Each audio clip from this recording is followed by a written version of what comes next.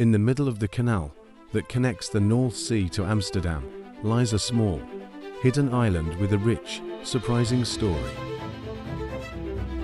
Hidden between Tatar steel factories and large shipping vessels is a story about not only the defense of Amsterdam, but also of Nazi Germany. Follow us and discover the surprising history of Fort Island.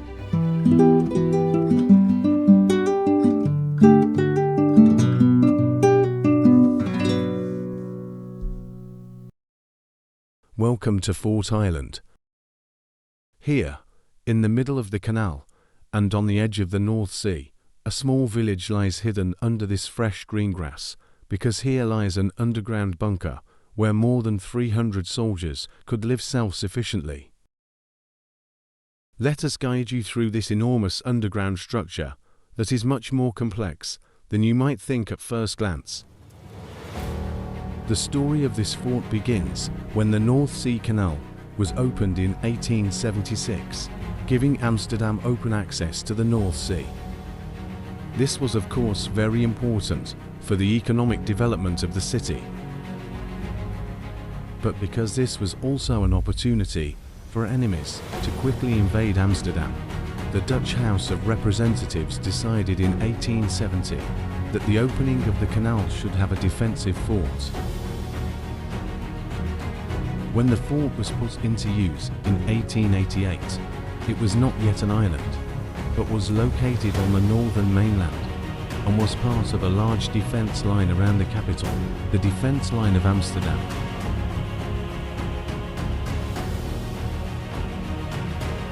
The complex now consists of several bunkers, but only a very small part of the largest main bunker is visible from the outside.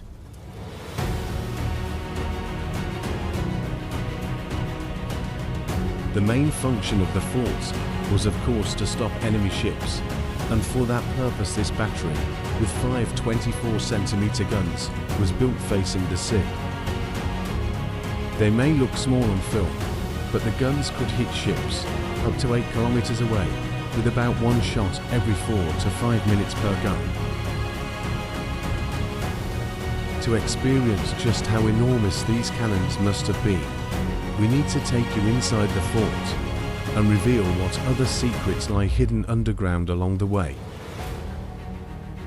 You'll be amazed at how ingeniously such a defensive fort was set up to ensure that the soldiers could hold out even in the most difficult conditions. We see this immediately upon arrival in this central hall, which for obvious reasons has been nicknamed the chapel. To the left against the wall here was a dovecote, which provided communication with other bases without a telephone line, through the small window on the safe side of the fort. And those who descend deeper into the bunker discover that this was just one of many clever solutions to make the fort completely self-sufficient. Just as there were no telephone lines for communication, there was also no electricity, and the nearly 90 rooms were lit with oil and candles. These rooms were the dormitories, and were well protected from the outside and hidden away in the ground.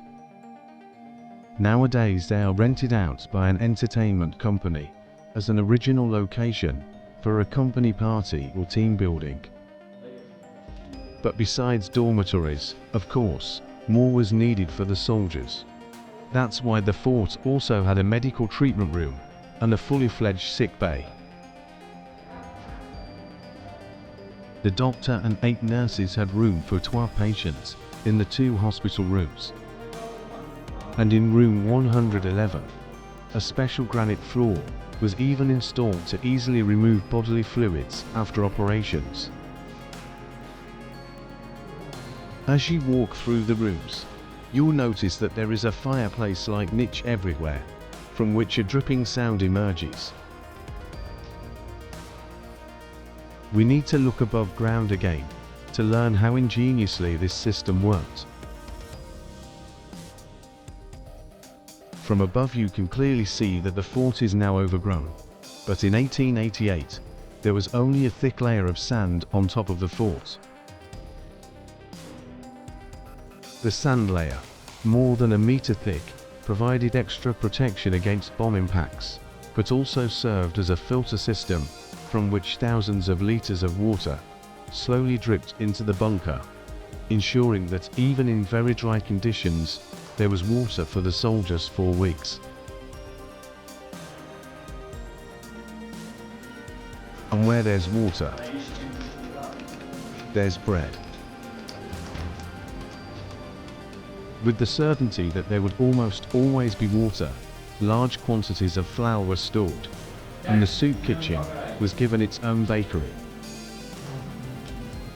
Because one loaf of bread was baked here every day for each soldier, the production of 300 to 500 loaves of bread per day was a figure that many a modern baker would be jealous of.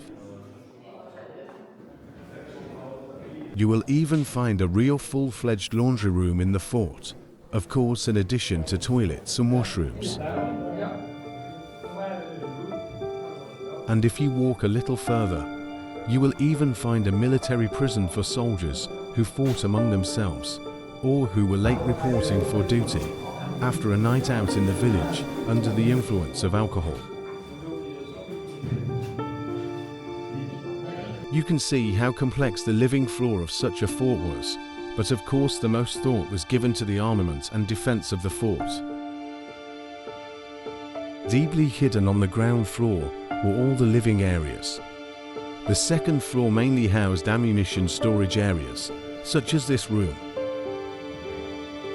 The defense on the third floor consisted, in addition to the battery with 5 naval guns, of an armoured turret on the land side that could be fully rotated around its axis.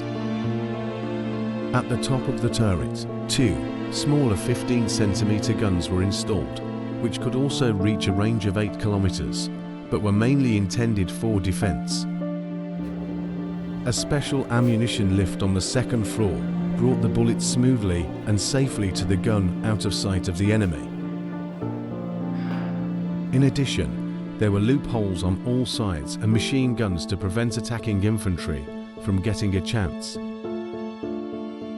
Immediately after the capitulation in 1940, the Germans removed the cannons and turret from the fort, so that unfortunately nothing could be seen of them, no matter how impressive the turret remained.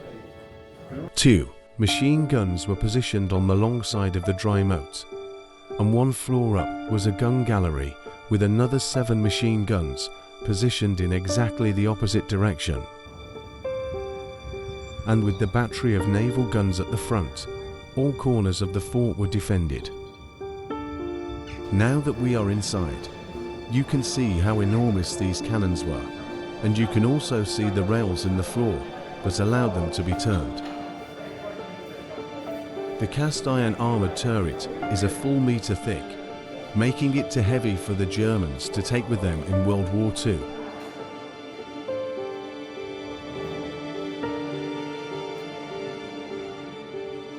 Ten years earlier, in 1929, the fort had already become an island due to the construction of the Northern Access Canal.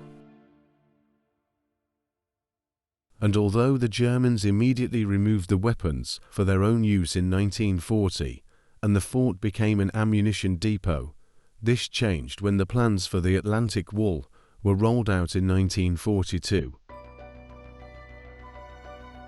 In the more than 5,000-kilometre long line of forts, the Fort Island became the base of one of the 2 most important German festings in the Netherlands. A total of 1,300 bunkers were built in the dunes here, 37 of which were on Fort Island. So, most of the visible bunkers were actually built by Germans and are not part of the original Dutch fort. It is easy to see which parts are German, because the complete original fort is still built with brick, and the Germans used the modern concrete. At the very front, the Germans built a Hackerhindernis, or wire tooth, which was intended to stop vehicles in the event of a land attack. The fortress island was considered by the Germans to be a core work, which meant that it had to be defended to the last man. But they eventually stopped their resistance after a few days, when Allies arrived in 1945.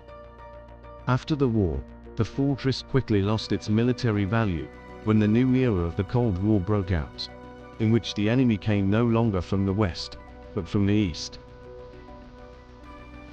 With a sharp increase in prosperity, sea trade also increased, and in the 1960s, the Northern Canal was widened, making Fort Island 60% smaller. From that moment on, the fort is rented out to companies during the week as an original location, and can be visited regularly on weekends with a guided tour for interested visitors. Let's hope that the fortress will never again be needed for its intended purpose.